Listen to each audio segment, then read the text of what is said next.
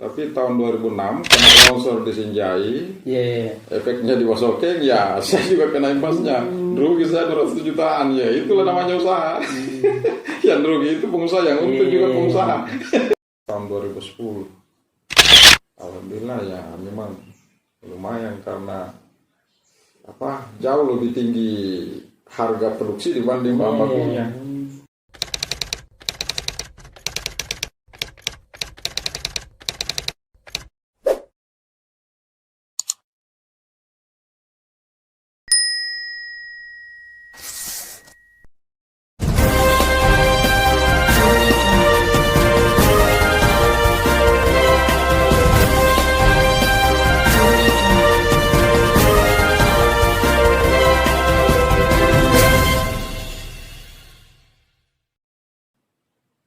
Assalamualaikum warahmatullahi wabarakatuh.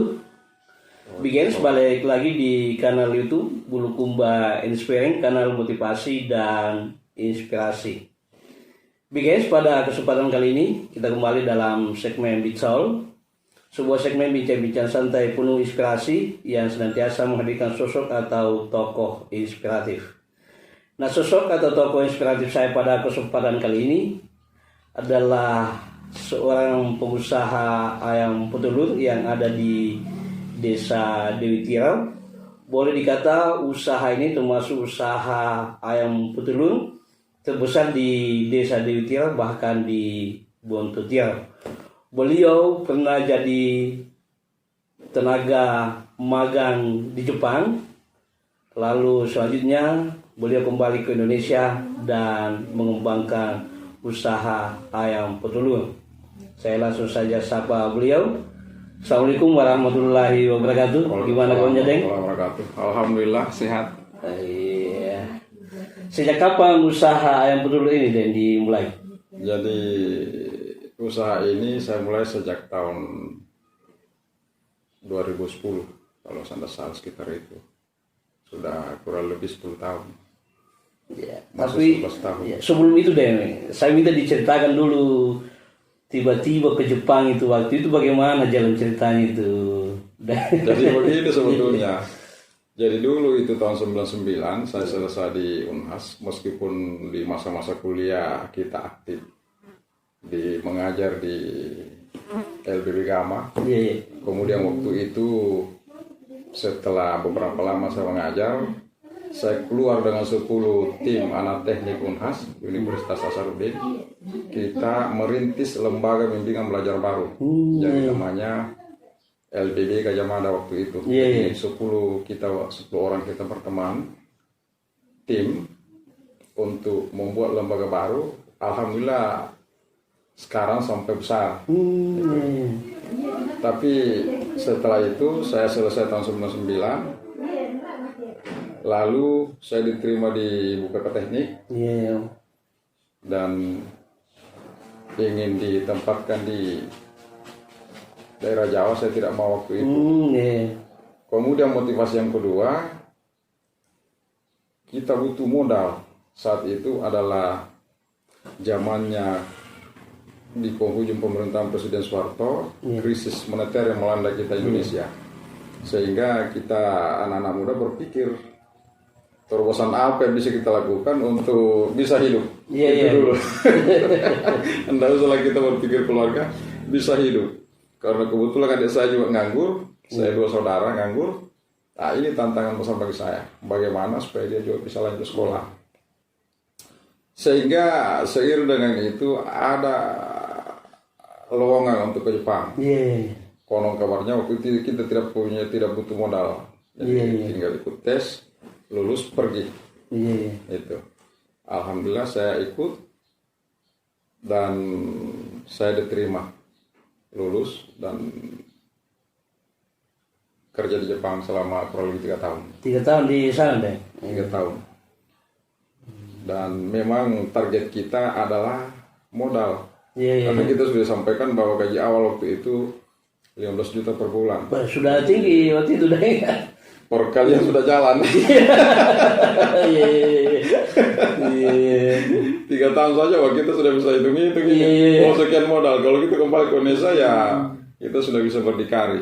Jadi memang dari awal, sejak awal usaha saya itu.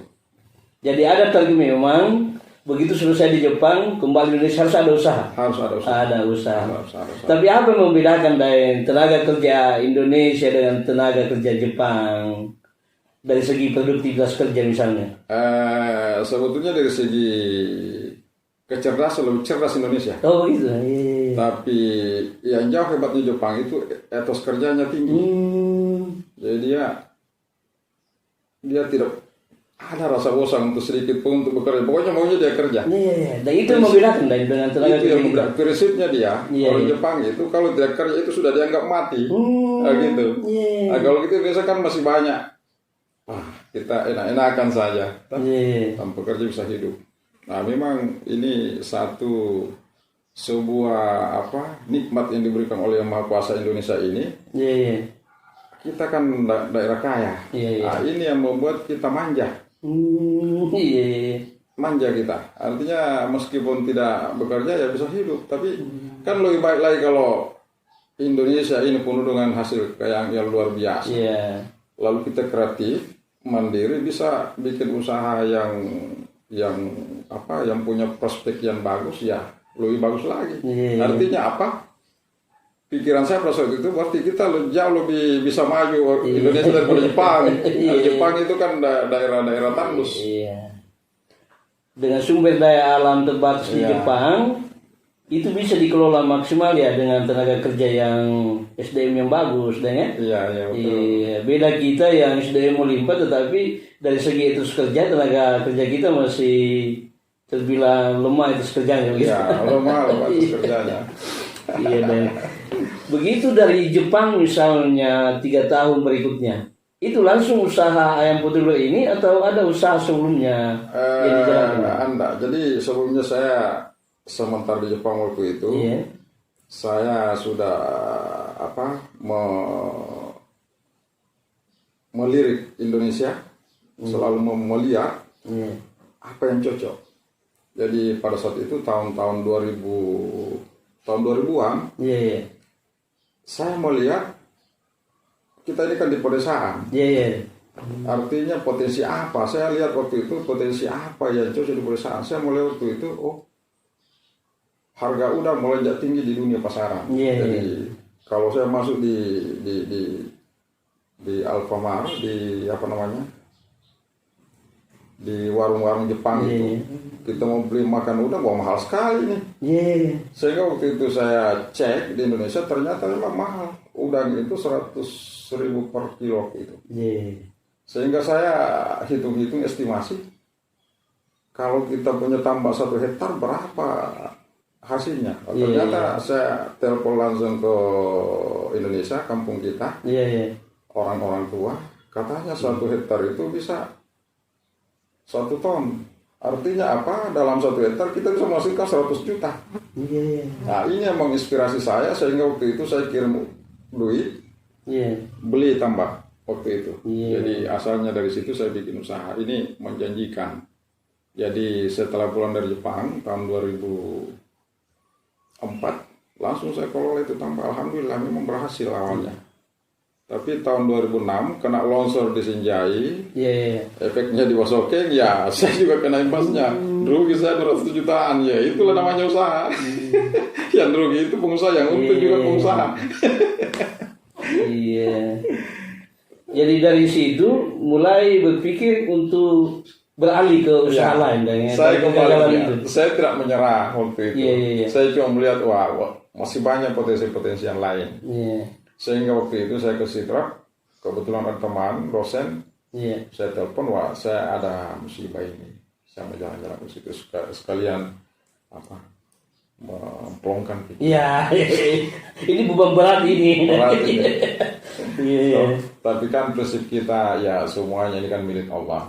Ini sedikit pun kita tidak punya hak, hanya kita diberi amanah. Jadi kalau Tuhan mengambil, itu memang punyanya dia. Jadi saya jalan-jalan ke teman, keliling-keliling, kayaknya ini cocok juga ini peternakan ayam ini dilakukan di Bulukumba. saya melihat potensi di sana dengan di sini sama. Jadi di sana punya lahan jagung, kita juga punya. Lahan sawah kita juga punya. Nah ini semua bahan bakunya pakan ternak. Itu waktu itu. Jagung waktu itu ya paling 1.500 per kilo. Nah, beda dengan sekarang 500 sudah 5.000-an. Akhirnya sepulang dari sana saya coba rintis. Saya buka usaha awalnya itu sekitar 2.000 ekor. Alhamdulillah ya untungnya lumayan pada saat itu karena di Bontopiro kayaknya saya yang pertama dengan 3 orang aja salam dengan Sofian kita rintis waktu itu tahun 2010. Alhamdulillah ya memang lumayan karena jauh lebih tinggi harga produksi dibanding bahan bakunya. Nih. Nah, Bigens, itu titik awal beliau memulai usaha ayam petelur ini setelah mengalami kegagalan jadi petambak udang. Kemudian beliau beralih membangun usaha ayam petelur. Nah, sebelum lanjut diskusi saya dengan beliau, saya mengajak Anda untuk video ini, channel ini di subscribe, like, komen, dan di share agar channel ini terus bertumbuh dan berkembang dan bisa memberikan manfaat buat masyarakat luas.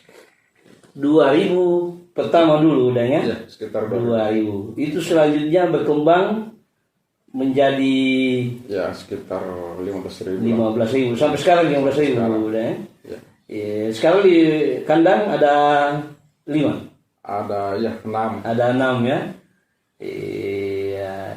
Nah, soal pasarannya awalnya pernah ada kepikiran di mana mau dipasarkan ini awal-awal memulai usaha, atau dari bahaya ini melihat bahwa ya potensinya sangat besar pada waktu itu? Ya, jadi begini. Persoalan pasar ini memang tantangan besar bagi kita yang merintis pada saat itu. Karena telur ayam ras ini belum begitu dikenal di masyarakat. Oh, belum itu waktu. Jadi memang butuh keberanian yang besar. Iya. Nah, butuh keberanian besar dan butuh kesiapan mental untuk menanggung resiko yang ada kalau misalnya telur ini tinggal, karena ini barang busuk ini.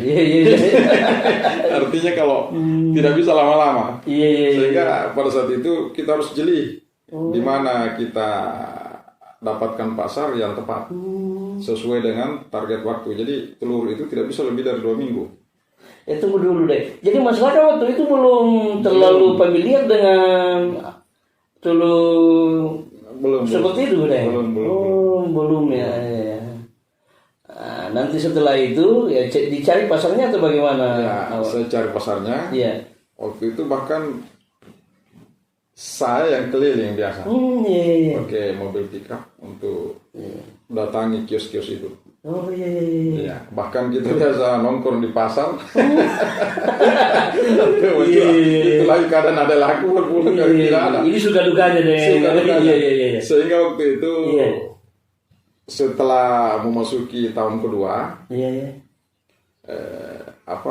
ini sudah menumpuk telur. Saya ke Sentral Bulukumba jalan-jalan. Iya. Itu awalnya di tahun pertama. Iya. Saya ke Sentral jalan-jalan. Saya periksa itu telurnya. Saya tanya, ini berapa ini? Iya. Dia bilang 30.000 per rak. Oh, sebelah saya ada barang 28 saja di rumah. Wah. Iya. Kurang 2.000 ya. Iya. Salah satu dari pasar. Betul. Sebelah saya ada barang. Saya kebetulan peternak, ada barang fresh dari kandang. Iya. Ini barang baru ini. Saya punya produksi waktu itu sekitar 60 rak. Ya, hampir sekitar lebih 60 rak, sekitar 70 rak lah produksinya waktu itu. Jadi 3 hari saja itu sudah banyak. Sehingga saya titip nomor telepon. Saya titip nomor saya, kalau butuh tolong telepon saya. Nah, jadi 3 hari kemudian dia telepon saya, dia bisa berkunjung melihat barangnya. Dia lihat langsung diambil semua itu. Iya. Sehingga muncul lagi motivasi. Ternyata prospeknya apa aja semua. Sudah ditemukan pasarnya. Iya. Jadi di Sentral Bulukumba itu pada saat itu kan masih dikuasai telur sidrap. Oh iya. Masih sitrop yang kuasai. Sehingga mau tidak mau kita harus ikuti harga sitrop. Dan sampai saat ini sitrop yang masih Masih ya. masih dia mau menguasai telur. Jadi taruhlah misalnya sampai saat ini kita tidak mau mengikuti harga dari sitrop, tidak laku kita punya barang. Jadi karena di sana kan produksi luar biasa, produksinya tiap bulan itu. Dulu saja itu waktu saya memulai, saya pelajari di Pemda itu ternyata sampai 6 miliar per hari omsetnya telur. Itu di sitrop itu. Jadi bagaimana kita baru mau mulai. Ya tapi kembali awal memulai usaha dan itu berapa modalnya dulu itu mengawali usaha yang betul ini? Nihil modalnya di yang saya beli pada saat itu. Jadi begini. Iya. Hanya modal ambisi, modal kemauan saja pada saat itu. Tahun 2006 saya sudah bangkrut. Iya. Artinya saat itu mulai 2006 bangkrut dari usaha tambah udang ini. Tambah udang. Iya. Jadi 3 tahun saya 2010 saya mulai. Jadi selang kurang lebih 4 tahun kita tidak punya duit. Hanya modal nekat saja. Kita mau bikin usaha apa, ada nekat, nekatan, ambisi, dan keyakinan bahwa suatu saat insya Allah kita akan berhasil. Itu. Jadi awalnya memang ya bikin kandang saja, kita beli bambu dipinjam saja dulu. Lalu kita ajak keluarga gotong royong kerja ini kandang. Itu enaknya kita di kampung masih sifat gotong royongnya masih tinggi. Alhamdulillah dengan keluarga kita. Sehingga boleh bibit pun saya pinjam. Boleh dia waktu itu saya pinjam dengan di keluarga. Wah kita butuh ini, sudah siap kandangnya belum ada anunya ini. Alhamdulillah jalan-jalan. Setelah berjalan bertelur, ada peningkatan pemikiran. Wah bagus ini. Sehingga waktu itu saya berdikan diri, saya ambil pika, mega kiri. Itu yang dipakai kalau tidak ada, kita butuh sekali nih kendaraan untuk dipakai untuk mengangkut telurnya dan bahan bakunya. Jadi modal nekat, modal semangat saja, mengawali usaha itu kan, yang sampai sekarang alhamdulillah sudah luar biasa penghasilannya. Nah telurnya ini sejauh ini selain suplai ke Bulukumba ke luar daerah juga atau bagaimana? Untuk saat ini ke Tenggara. Sampai ke situ deh. Sudah ke Tenggara ya. Kita punya produksi karena di Bulukumba ini sudah tidak mampu lagi untuk menampung kita punya telur. Di Kabupaten Bulukumba ini sudah over produksi. Andaikan tidak keluar telur ya mau ditaruh mana. Jadi alhamdulillah kebetulan kita punya jaringan. Jadi sampai di Sulawesi Tenggara sudah jelas tiap minggu. Sudah jelas pasarnya. 1 kali 1 minggu pengiriman deh. Itu dalam jumlah berapa banyak? Sekitar 1000-an. 1000-an rak luar biasa. Nah usaha ini kan ya kalau dilirik ya pasti banyak yang berminat deh. Nah kalau di Dewi Tio termasuk dan Bahrudin yang pertama ada ya? Itu kemudian diikuti oleh yang lain. Alhamdulillah sekarang sudah menjamur itu. Sudah menjamur ya. Artinya apa? Meskipun kita itu sudah secara langsung menyampaikan ke masyarakat bahwa ini bagus, tapi kita yang dilihat. Sepertinya bagus yang dilaksanakan oleh kita ini. Satu kesyukuran bagi kita bahwa ini satu bukti bahwa ini sudah ada pengakuan di masyarakat banyak bahwa ini bagus ini. Usaha bagus. Alhamdulillah. Ini bukan persaingan. Ini bukan persaingan, tapi ini adalah amal. Ini adalah pahala, amal jariah. Jadi kalau di Bondotiro dulu Dembaha yang pertama ada. Di Bondotiro itu dulu saya ngajak Pak Sofian. Kebetulan waktu itu karena mandiri. Kemudian Haji Salam juga. Tapi kita tidak berpajak, hanya kebetulan juga Haji Salam pada saat itu mendirikan. Jadi akhirnya saya kerjasama dengan Haji Salam karena saya tidak punya duit waktu itu modal. Kerjasama awalnya. Kerjasama. Jadi saya lewat di depan rumahnya, saya lihat, ada kandang ini. Saya mampir, saya singgah. Silahkan, yang bilang iya saya rencana bikin ternak. Nah kebetulan saya juga ada, jadi saya sampaikan sama beliau, kalau begitu kita ambil pakan sama saya. Oh gitu. Padahal saya tidak punya uang ini. Tapi ternyata Jasa Alam mengajak saya bilang, dia bilang begini, kalau saya tahu dia kan banyak modal. Dia bilang begini, nanti saya siapkan pakannya. Saya bilang, kalau bukan kita yang ngajak saya tidak mau. Tapi oke lah, kita siapkan pakannya dari kerjasama dengan PT Pokpang waktu itu, kerjasama dengan Jasa Alam. Alhamdulillah kita bisa pelihara sama-sama. Jadi meskipun setelah beberapa tahun, ya kita kerjasama dengan pihak lain. Ya.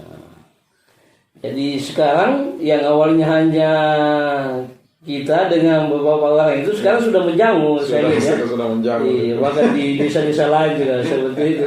Alhamdulillah, sudah banyak teman-teman pada menelpon, berkunjung, bahkan daerah Bangka-Bahari. Banyak yang ada beberapa orang yang pengusaha-pengusaha sukses yang di bidang kayu, somel, dan bidang-bidang lainnya itu ke kandang saya dan melihat. Ada keinginan juga untuk usaha ayam putih juga. Setelah dia lihat langsung dia bikin.